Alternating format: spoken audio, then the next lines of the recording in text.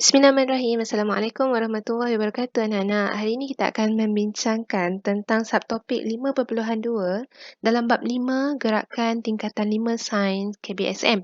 Okey, dalam bab 5.2 ni adalah tentang konsep laju, hal laju dan pecutan. Okey, pertama sekali perbincangannya adalah berkenaan tentang jarak. Di mana kita kena faham apa maksud jarak.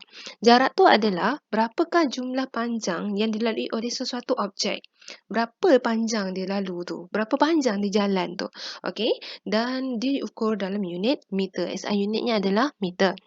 Okey, dan jarak ni tidak menunjukkan arah pergerakan dari mana ke mana, tak. Dia cuma tunjukkan berapa jauh, berapa panjang pergerakan satu objek lah. Contohnya sekiranya kita kata objek motor ni digerakkan dari A ke B kan. Kalau dia kata berapakah jaraknya, menunjukkan dia nak tahu berapa panjang dari titik A pergi ke titik B. Ni berapa panjang dia.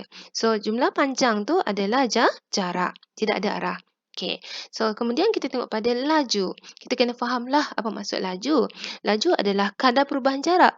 Kadar perubahan jarak yang dilalui oleh satu objek bahagi dengan masa. Okey, berapa jarak dia? Berapa perubahan jarak dia dan kemudian kita bahagikan masa, berapa tempoh masa yang diambil lah. Okey, laju ni diukur dalam unit meter per saat sebab jarak bagi dengan masa, maka unitnya meter per saat. Okey, kenapa negatif 1? Sebab kita buat naik atas lah. Okey, tidak menunjukkan arah pergerakan. Laju ni tidak menunjukkan arah. Okey, so dia skalar lah, bukan vektor. Itu maksudnya dia tidak ada arah. Okey, formula dia apa? Laju sama dengan jarak yang dilalui bagikan dengan masa yang diambil. Meter per saat ataupun kita tulis macam ni. Meter saat negatif 1. Sama je. Okey, so bila dapat soalan, first kita identify perkataan laju dalam soalan. Kemudian kita keluarkan, mesti tahu apa maklumat yang diberi. Okey, yang ni yang pelajar selalu miss ni. Okey, kemudian tuliskan formula laju. Apa formula laju? Masukkan maklumat yang kita dah dapat dalam step kedua tadi dalam formula dan kita selesaikan. Okey, contoh soalan.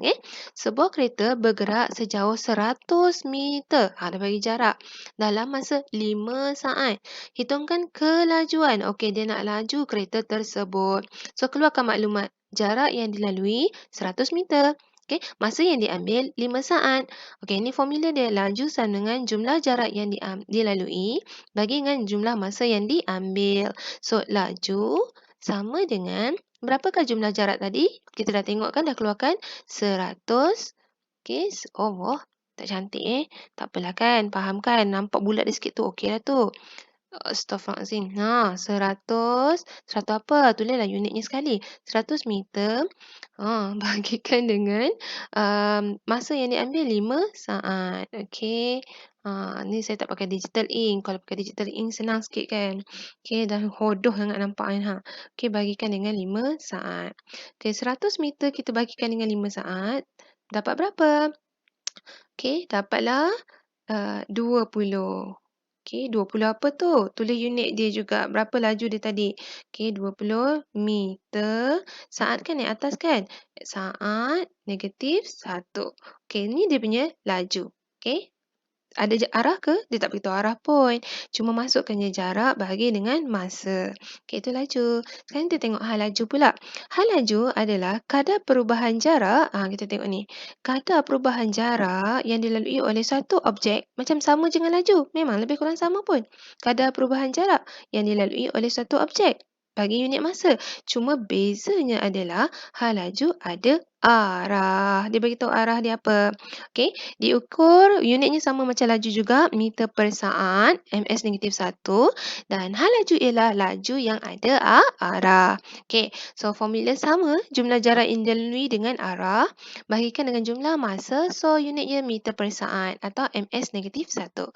Okey, sekarang kita tengok soalan. Seorang atlet mengambil masa 50 saat. Okey, berlari sejauh 200 meter, jarak dia 200 meter, hingga ke garisan penamat. Ni lah arah dia. So, berapakah hal laju? Hal laju sama dengan, okey, apa tadi? Jumlah jarak yang dilalui, berapa? 200 meter. Okey, 200. Okey, 200 meter. Kita bahagikan dengan jumlah masa yang diambil. Berapa jumlah masa yang diambil? 50 saat. So, bahagikan dengan 50. Tuliskan unitnya juga S. So, 200 bagikan dengan, 200 bagikan dengan 50 dapat 4 meter per saat. Itulah laju dia. Anak-anak, nanti masa exam tolong bawa kalkulator ya. Sebab sains ni memang ada pengiraan yang kat sini lah buat gerakan ni. Tolong bawa kalkulator. Okey. Alright. Kalau macam ni, nombor macam ni senang kita nak congak. Kalau nombor besar-besar sikit tu agak payahlah. So, untuk memudahkan anak-anak, bawa kalkulator. Alright. Pecutan. Sekarang kita tengok pecutan. So, tadi dah tengok laju, hal laju. Sekarang ni kita tengok pecutan. So, apakah itu pecutan? Pecutan adalah kadar perubahan hal laju suatu objek bagikan dengan masa. Okey, bukan jarak lagi tapi hal laju. Kalau kita tengok hal laju tadi, kadar perubahan jarak. Laju pun sama tapi pecutan adalah kadar perubahan laju satu objek kita bagikan dengan masa. Dan diukur dalam unit meter per saat per saat. Dia kuasa -2 kat sini. Okey, menunjukkan bagaimana hal laju satu objek tu berubah. Makin cepat ke, makin lambat ke, tu pecutan. Okey, kita tengok formula dia. Pecutan sama dengan perubahan hal laju bagi jumlah masa. So, perubahan hal laju tu macam mana? Kita mulakan dengan hal laju akhir tolak dengan hal laju awal. Dan berapa jumlah masa yang diambil. So, meter per saat -1 bagi dengan saat. So, itu sebabnya akhirnya dia formula come out dengan meter per saat.